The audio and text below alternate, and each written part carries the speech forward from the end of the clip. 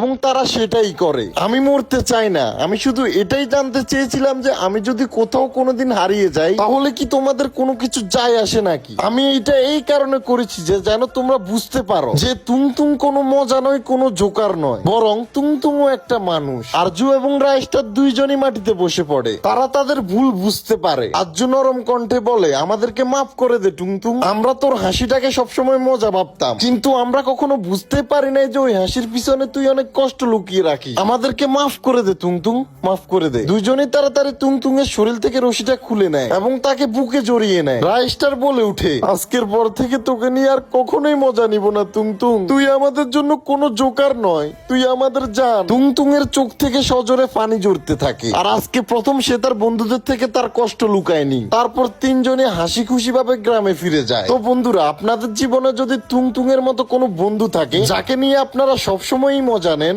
আর কখনো কখনো হয়তো তার গায়ে হাতও উঠিয়ে দেন, কিন্তু তারপরও সে হাসতে থাকে, কখনোই রাগ করে না, তাহলে এই ভিডিওটা ওকে পাঠিয়ে দেন আর বলেন যে ভাই তুই আমাদের জন্য কোনো মজা না, তুই আমাদের জান, তোকে আমরা অনেক ভালোবাসি।